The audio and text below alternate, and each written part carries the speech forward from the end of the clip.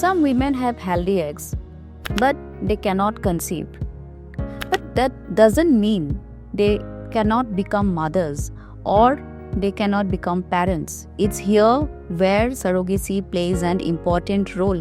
Hello, I'm Dr. Arpita Sharma, Chief IVF Consultant, Chanirba IVF Center, Guwahati. Hagabay bagi Jingiap niap u Trophimos, ubanak sinong penter, Superintendent ki Pulit ki East Khasi Hills uba Vivek Siem, ula pensyai bahadian beladak kelong neti akamet uba Trophimos, ban penlong ya ke post-mortem hagajok kejaka. Hadu mentah ketenat Pulit company opdiang ya ke report post-mortem bagi waipat ke forensic report ke bedai bagi nekam. Superintendent ki Pulit ula pensyai syok-syok bo 4 lak ban pensisya ya ke no kekam hagabedai bagi ne hakane kenti.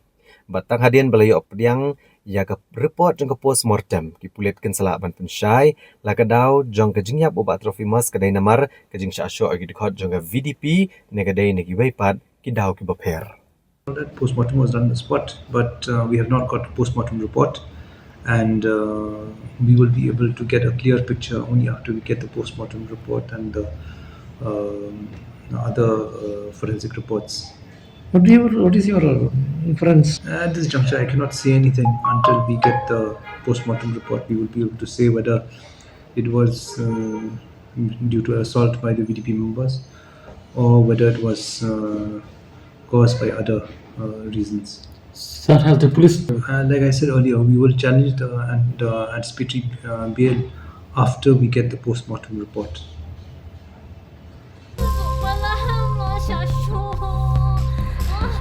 Lily, Pikalan.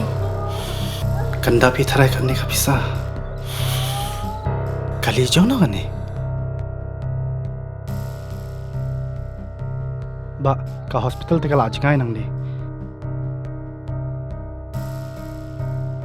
Binti aswa hang ni hadu nda de por khamo.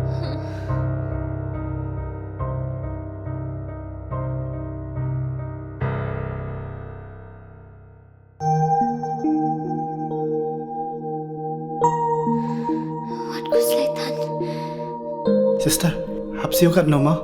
Ka sarkar kala siulut ikijing jing separo.